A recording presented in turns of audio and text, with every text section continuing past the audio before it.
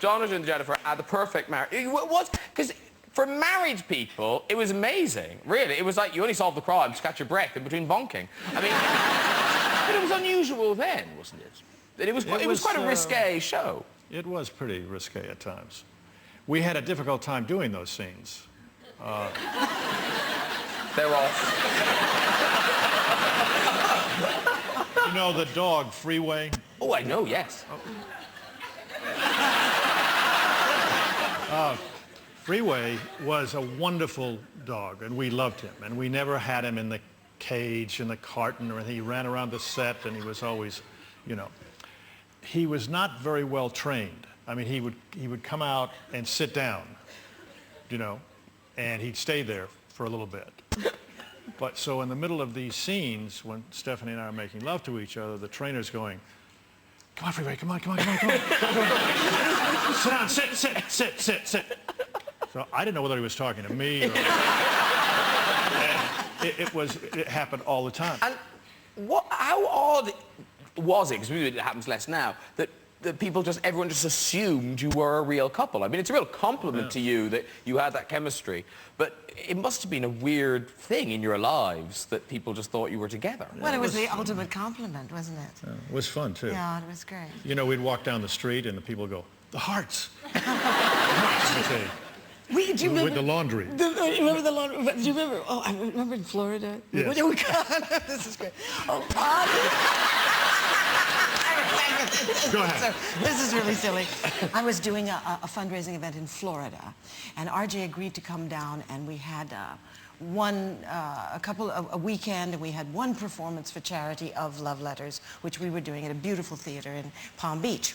So it was the night that you arrived, and you were adorable because everybody wanted to entertain us, and everybody wanted to give these parties, and they were always very formal. So I picked up RJ at the airport, and I said, you know, drove him to where he was staying, and I said, "I'll pick you up in a little while, and we better, you know, it's dressed and formal, so we'll drive to this place." Well, I was having a little trouble with the car, and I couldn't seem to turn off the interior light, and so we drove from Wellington to Palm Beach, which was an hour and a half, in evening clothes, at night, in a lit car. Waving to everyone. The Hearts, we're here in Florida. 2 shows a night, ladies and gentlemen. Always here. We'll do a scene for you, whatever you need. But presumably something where no one thought it was odd at all. They just thought, "There's the Hearts." Really weird, though. But you mentioned you worked together doing Love Letters. You did the West End. We did. Yeah. Yes.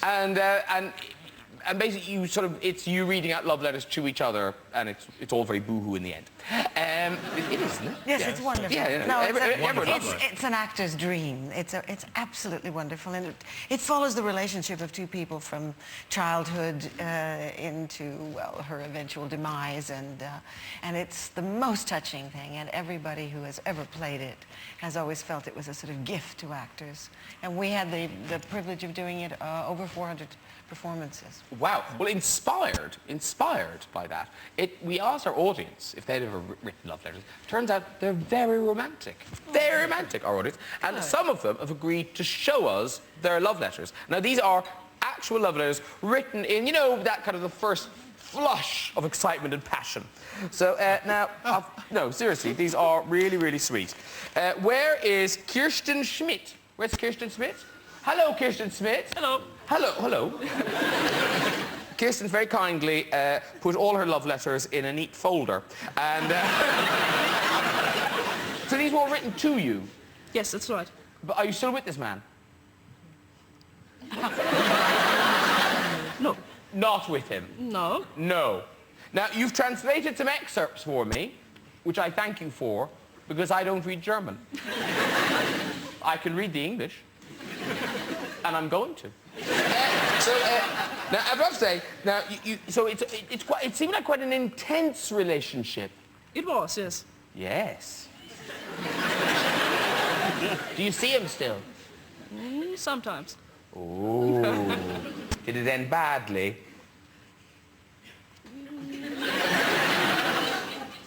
yes. Now, I don't read German, but I think I can read between the German lines here. When he writes to you, yesterday was the best day so far in our relationship. I think you know what that means. You not only told me what you feel about BU, also showed me your feelings. Yep. This openness for which I waited so long.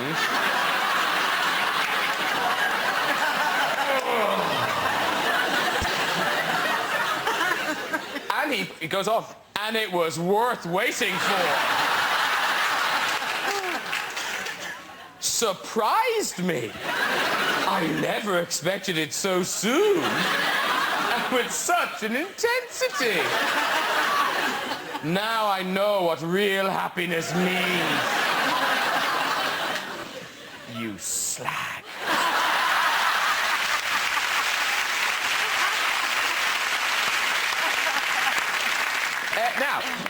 Next bunch of letters are so sweet. This is Becky and Chris. Now, where are Becky and Chris? Oh, there's Becky and Chris. Now, you're here together, but you're not together. No. Now, how old were you when you wrote these? About 14. 14. Now, I need to tell people, really, that I think it's fair to say that Becky and Chris's lives after their relationship went in different directions. Chris made different choices, Jennifer. Not Becky. No. In fairness to Chris and Becky, there were clues. Now, this is so sweet. Look at that letter. Only a teenage girl in love could write that letter. Look at that. Oh, I've nothing to say, so I'll use different coloured pens. It is. It's so sweet. Yeah. So, she's got, how are your holidays been? Done anything special? I rang you not long ago, but Bruce said you were out.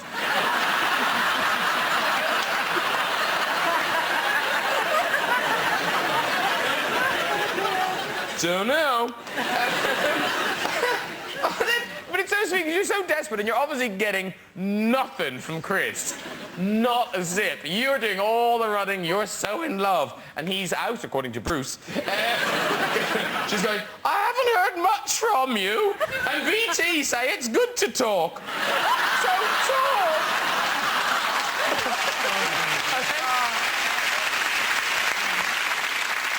Now, in fairness,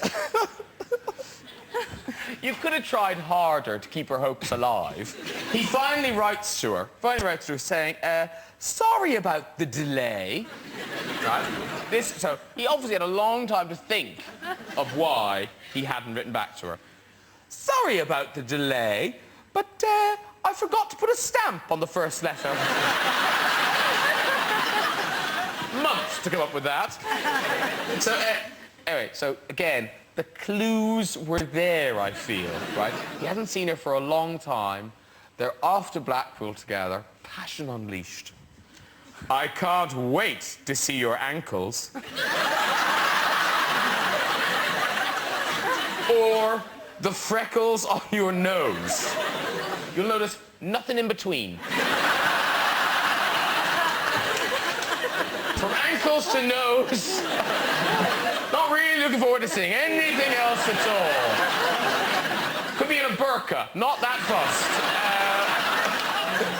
But anyway, listen, I don't know whether you're trying to make him jealous or anything, but then she drops a bombshell. Oh yeah, this kid, who for my private reason will have to be called CH, asked me out. I said yes. Dinner time, we all went to our usual spot round the corner against the wall.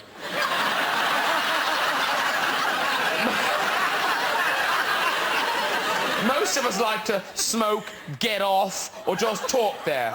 But of course, I've only ever got as far as talking until today. CH asked if I wanted to go with him up against the wall.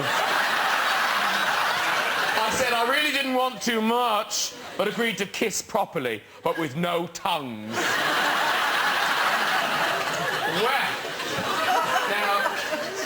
Becky, don't hate us for doing this. No. But we were intrigued. We were intrigued as to know who CH might be. So we did quite a lot of research. Even Becky. And a little bird told us that it might be